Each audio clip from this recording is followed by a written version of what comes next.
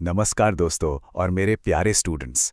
आज के इस शानदार और एनर्जेटिक सेशन में सभी का स्वागत है। देखिए, आज हम एक ऐसी मास्टर क्लास शुरू करने जा रहे हैं जो सच में करियर की असली ग्रोथ का दरवाज़ा खोल देगी। हम सब जानते हैं कि हमारे आईटीआई और वोकेशनल ट्रेनिंग लेने वाले स्टूडेंट्स कितनी ज़्यादा मेहनत करते हैं, सालों लग जाते हैं एक ट्रेड को ठीक से सीखने में, है ना? चाहे वो फिटर का काम हो, इलेक्ट्रिशियन का या कंप्यूटर ऑपरेटर का। दिन रात मेहनत करके टेक्निकल नॉलेज तो हासिल हो ही जाती है, लेकिन जॉब मार्केट में कदम रखते ही एक बिल्कुल नया चैलेंज सामने आता है। तो आज हम उस मिसिंग पीस की बात करने वाले हैं जिसे एम्प्लॉयबिलिटी स्किल्स कहा जाता है। अगर कोई जॉब या अप्रेंटिसशिप की तैयारी कर रहा है या अपने करियर में बिना रुके तेजी से आगे बढ़ना चाहता है, तो मान लीजिए ये मास्टर क्लास बिल्कुल परफेक्ट है। तो चलिए, बिना किसी देरी के शुरू करते हैं और समझते हैं कि आज के इस कॉम्पिटिटिव जॉब मार्केट में सफलता का असली सीक्रेट आखिर क्या है। अब सबसे पहले एक बहुत ही बड़ा और सीधा सा सवाल उठता है। क्या आज के दौर में सिर्फ टेक्निकल काम आना काफी है? चलिए, इसे एक रियल लाइफ सिचुएशन से सोचते हैं। सोचिए, एक इलेक्ट्रिशियन है। उसने वायरिंग का काम बहुत ही शानदार तरीके से सीखा है, अपनी ट्रेनिंग में टॉप किया है और उसका हाथ एकदम साफ है। लेकिन जब वो किसी कस्टमर के घर काम करने जाता है तो एक अलग ही कहानी शुरू होती है। वो ठीक से बात नहीं करता, जरा सी बात पर गुस्से में आकर जवाब देता है और अपना काम खत्म करने के बाद वहां बिखरा हुआ कचरा वहीं छोड़कर चला जाता है। अब जब कस्टमर उससे सवाल पूछता है कि भाई फॉल्ट कहाँ था, तो वो रूड बिहेव करता है या अपने काम को ठीक से समझा ही नहीं पाता। तो आप लोग खुद सोचिए, क्या वो अपने करियर में सच में सक्सेसफुल हो पाएगा? क्या वो कस्टमर उस इलेक्ट्रिशियन को कभी दोबारा बुलाएगा? बिल्कुल नहीं। एक शानदार वायरिंग करने वाला इंसान भी बुरी तरह फेल हो सकता है अगर उसमें कस्टमर सर्विस और सही बर्ताव की कमी हो। और बस यहीं से शुरू होती है हमारी आज की सबसे बड़ी लर्निंग। तो अब आते हैं इस बात पर कि ये एम्प्लॉयबिलिटी स्किल्स आखिर किस चिड़िया का नाम है। अगर इन शब्दों को थोड़ा तोड़कर समझा जाए तो ये 3 हिस्सों का मेल है। एम्प्लॉय यानी कोई जॉब पाना या अपना बिजनेस चलाना, एबिलिटी यानी उस काम को बिना किसी रुकावट के परफॉर्म करने की काबिलियत, और स्किल्स यानी किसी काम को बेहतरीन तरीके से पूरे हुनर के साथ करने का तरीका। देखिए, ये कोई आम किताबी ज्ञान या किसी टेक्निकल ट्रेड का नॉलेज नहीं है। ये वो फाउंडेशन है, वो ऐसी आदतें हैं जो लगभग हर एक जॉब में ज़रूरी होती हैं।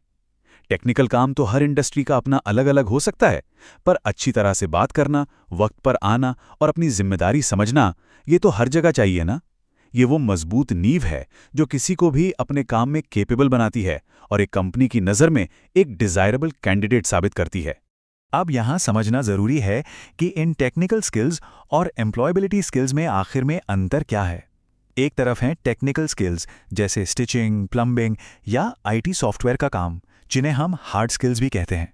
ये बहुत ज़रूरी हैं, बिल्कुल, क्योंकि ये किसी को भी इंटरव्यू रूम के अंदर तक पहुंचने की चाबी ज़रूर देते हैं। लेकिन दूसरी तरफ आते हैं एम्प्लॉयबिलिटी स्किल्स जैसे कम्युनिकेशन, टीम वर्क और प्रॉब्लम सॉल्विंग। अब ऐसा क्यों कहा जाता है कि यही सबसे ज़्यादा ज़रूरी हैं? क्योंकि देखिए, कंपनीज ये बात बहुत अच्छी तरह जानती हैं कि किसी नए एम्प्लॉय को मशीन चलाना सिखाया जा सकता है, नया सॉफ्टवेयर सिखाया जा सकता है, लेकिन एक टीम के साथ मिलकर काम करने का रवैया, नए चैलेंजेस को हैंडल करने की सोच और दूसरों की इज्जत करना, ये तो अंदर से आता है ना। एक बार जब इंटरव्यू शुरू होता है या जॉब लग जाती है, तो जो चीज़ असल में उस जॉब को सिक्योर करती है और आगे चलकर प्रमोशंस दिलवाती है, वो यही सॉफ्ट स्किल्स ही होते हैं। बिना इनके सबसे अच्छा टेक्निकल हुनर भी एक पॉइंट पर आके रुक जाता है। आज के इस कॉम्पिटिटिव जॉब मार्केट में एक सक्सेसफुल प्रोफेशनल होना मतलब एक मल्टीटास्कर होना। आज के दौर में सिर्फ एक औजार या किसी एक स्किल से काम बिल्कुल नहीं चलने वाला। हमारे गांव या छोटे शहरों से आने वाले यूथ को अक्सर लगता है कि बस वायरिंग ठीक करनी आ गई या टूल चलाना आ गया तो बस नौकरी पक्की। लेकिन सच्चाई इससे थोड़ी अलग है। एक अच्छे प्रोफेशनल को एक ही वक्त में कई सारी चीजें हैंडल करनी पड़ती हैं। एक हाथ में अगर आपका टेक्निकल टूल है तो दूसरे हाथ में अच्छी कम्युनिकेशन का तरीका भी होना चाहिए। एक तरफ किसी अचानक आई प्रॉब्लम को सॉल्व करने की जरूरत पड़ सकती है तो दूसरी तरफ अपनी टीम को ठीक से मैनेज करने की। एक मॉडर्न वर्कर आज के टाइम में पार्ट टेक्नीशियन, पार्ट कम्युनिकेटर और पार्ट प्रॉब्लम सॉल्वर होता है। एक सक्सेसफुल करियर बनाने के लिए इन दोनों हार्ड ट्रेड स्किल्स और सॉफ्ट इंटरपर्सनल स्किल्स को एक साथ जगल करना आना ही चाहिए। यही आज का डाइवर्स टूलकिट है, जिसके बिना लंबी रेस का घोड़ा बनना काफी मुश्किल हो जाता है। चलिए इसे एक और उदाहरण से समझते हैं जो सीधे हमारी रियल लाइफ स्थिति से जुड़ा है। मान लीजिए सुरेश नाम का एक लड़का है। वो एक इंटरनेशनल टेक सपोर्ट हेल्पलाइन में काम करता है। सुरेश ने अपने टेक्निकल कोर्स में हमेशा टॉप किया। उसका टेक्निकल नॉलेज बिल्कुल लाजवाब है और ऐसी कोई कंप्यूटर प्रॉब्लम नहीं जो वो सॉल्व ना कर सके। लेकिन उसके साथ एक बड़ी परेशानी है। उसकी इंग्लिश और कम्युनिकेशन स्किल्स थोड़ी वीक हैं। जब कस्टमर्स उसको कॉल पर अपनी प्रॉब्लम बताते हैं तो सुरेश अंदर ही अंदर जानता है कि फॉल्ट कहाँ है और इसे ठीक कैसे करना है, लेकिन वो सॉल्यूशन को ठीक शब्दों में कस्टमर को समझा ही नहीं पाता। कस्टमर उससे बार बार पूछता है कि भाई प्रॉब्लम क्या है, समझाओ, और सुरेश अंदर से फ्रस्ट्रेट होकर गुस्से में आकर कॉल ही कट कर देता है। नतीजा क्या हुआ? सुरेश को लगातार गुस्सा आता है, कस्टमर नाराज होता है और कंपनी को नुकसान होता है।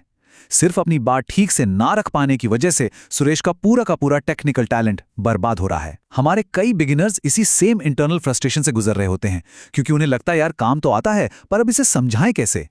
तो अब यहां पर एक बहुत ही गहरा सवाल उठता है कि आखिर कंपनीज को अपने एम्प्लॉइज से असल में चाहिए क्या? आजकल एम्प्लॉयर्स सिर्फ बेसिक वर्कर्स ढूंढ नहीं रहे हैं जो बस सुबह आएं, बताया हुआ काम करें और चुपचाप घर चले जाएं। वो ऐसे लोग ढूंढ रहे हैं जो आगे चलकर उनकी कंपनी के फ्यूचर लीडर्स बन सकें। एक एम्प्लॉयर चाहता है कि उनकी टीम के लोग अच्छी तरह और साफ बात कर सकें, दूसरों की बात को ध्यान से सुनें और अपने कॉलीग्स की रिस्पेक्ट करें। इन सब में एक सबसे बड़ा और जरूरी ट्रेट होता है इनिशिएटिव लेना। अब नए लोगों को लगता है कि ये इनिशिएटिव का मतलब क्या है? इनिशिएटिव का सीधा सा मतलब है कि अपने बॉस या मैनेजर के बोलने का इंतजार किए बिना खुद से देखना कि कहाँ मदद की जरूरत है या कौन सा काम पेंडिंग है और आगे बढ़कर उसे खुद से पूरा करना। उसके अलावा प्रॉब्लम्स को देखकर डरने के बजाय उन्हें खुद सॉल्व करने की कोशिश करना। जब ये सारी क्वालिटीज किसी एक प्रोफेशनल में मिलती है ना, तो वो किसी भी ऑर्गेनाइजेशन के लिए सच में सबसे अनमोल बन जाता है। देखिए, टीम वर्क की अहमियत को एक घर बनाने के उदाहरण से बहुत आसानी से समझा जा सकता है। एक अकेला इंसान पूरा का पूरा घर कभी नहीं बना सकता। सोचिए अगर एक घर बन रहा हो और प्लम्बर और इलेक्ट्रिशियन आपस में बात ही ना करें। प्लम्बर पाइप वहां लगा दे जहां इलेक्ट्रिशियन को वायरिंग करनी थी और दोनों एक दूसरे से बस लड़ते रहें, तो नतीजा क्या होगा? वो घर कभी ठीक से बन ही नहीं पाएगा और सारी मेहनत, सारा पैसा बिल्कुल वेस्ट हो जाएगा। बिल्कुल इसी तरह किसी भी ऑफिस, फैक्ट्री या कॉर्पोरेट प्रोजेक्ट में कोई भी बड़ा और बेहतरीन काम अकेले नहीं किया जा सकता। ग्रेट वर्क तभी पॉसिबल है जब सब लोग अपने आइडियाज एक दूसरे के साथ शेयर करें, एक दूसरे के हुनर की इज्जत करें और मिलकर एक कॉमन गोल के लिए काम करें। टीम वर्क असल में वो सीमेंट है जो किसी भी कंपनी की अलग अलग ईंटों को मजबूती से जोड़कर रखता है। बिना अच्छे टीम वर्क के चाहे कोई इंसान अकेले कितना भी होशियार क्यों ना हो, पूरी टीम कभी आगे नहीं बढ़ सकती। यहाँ पर एक बहुत बड़ा सवाल ये आता है कि क्या ये सारी एम्प्लॉयबिलिटी स्किल्स आसानी से सीखी जा सकती हैं, खास तौर पर उन लोगों के लिए जिन्हें पब्लिक स्पीकिंग से घबराहट होती है या लगता है कि उनका बैकग्राउंड इतना स्ट्रांग नहीं है। इसका जवाब छिपा है हमारे माइंडसेट, यानी हमारी सोच में। दिमाग को दो तरह से देखा जा सकता है, एक है फिक्स्ड माइंडसेट और दूसरा है ग्रोथ माइंडसेट। अब फिक्स्ड माइंडसेट वाला इंसान ये सोचता है कि भाई मेरी तो कम्युनिकेशन ऐसी है, मैं कैसा भी कर लूं मैं बदल नहीं सकता, या मेरा स्वभाव ही गुस्से वाला है।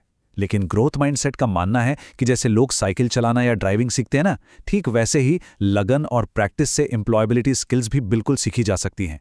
आज के इस डिजिटल ज़माने में बहुत सारे ई-लर्निंग प्लेटफॉर्म्स मौजूद हैं, नए डिजिटल टूल्स और वीडियोज़ हैं। अगर हम एक ग्रोथ माइंडसेट अपना लें और रोज़ थोड़ा थोड़ा सीखने की चाह रखें तो सेल्फ लर्निंग के जरिए कोई भी नया हुनर आसानी से डेवलप किया जा सकता है। इसमें कोई रॉकेट साइंस नहीं है। आपने नोटिस किया होगा, वर्क प्लेस पर आपस में झगड़े या गलतफहमियां तब सबसे ज्यादा होती हैं जब बात ठीक से समझाई नहीं जाती। तो अच्छी और क्लियर कम्युनिकेशन के लिए 6 आसान नियम हैं जिन्हें 6 C's कहा जाता है। आइए इन्हें बहुत ध्यान से समझते हैं। पहला है क्लियर, यानी जो भी बात कही जाए उसका मतलब एकदम साफ होना चाहिए, नो कन्फ्यूजन। दूसरा है करेक्ट, यानी दी गई इंफॉर्मेशन बिल्कुल सही और सटीक होनी चाहिए। तीसरा कंप्लीट, बात हमेशा पूरी बतानी चाहिए, आधी अधूरी बातों से हमेशा नुकसान ही होता है। चौथा है कंसाइज, यानी बात पॉइंट पर हो, फालतू की लंबी चौड़ी कहानियां सुनाने से सामने वाला बोर हो जाता है और असल मुद्दा पीछे छूट जाता है। पांचवा है कंसिडरेट, इसके मायने हैं दूसरे के नजरिए या उनकी स्थिति का ख्याल रखकर बात करना कि सामने वाले को कैसा फील होगा। और आखिरी है कॉर्टियस, यानी हमेशा विनम्र रहना, बातचीत में रिस्पेक्ट झलकना चाहिए, चाहे स्थिति कैसी भी क्यों ना हो। अगर इन 6 C's को किसी भी वर्क प्लेस पर अपनी आदत बना लिया जाए तो मानिए कम्युनिकेशन कभी फेल नहीं हो सकता और रिश्ते हमेशा मजबूत रहते हैं। तो इस मास्टर क्लास को ख़त्म करने से पहले एक बहुत ही ज़रूरी विचार पर गौर करना होगा। To grow yourself you must know yourself. इसका सीधा सा मतलब है कि खुद को आगे बढ़ाने के लिए और करियर में लगातार तरक्की पाने के लिए सबसे पहले खुद को और अपनी कमियों को ईमानदारी से पहचानना पड़ता है। ये आज का सबसे बड़ा मोटिवेशन और टेक अवे है। ज़रूरत है इस बात को खुद पर रखने की कि टेक्निकल नॉलेज के मुकाबले हमारी अपनी एम्प्लॉयबिलिटी स्किल्स आज कहाँ पर खड़ी हैं, कहाँ सुधार की सबसे ज़्यादा ज़रूरत है।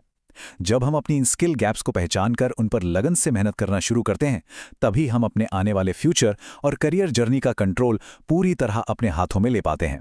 तो आज इस सेशन के बाद खुद से एक आखिरी सवाल पूछना बहुत ज़रूरी है।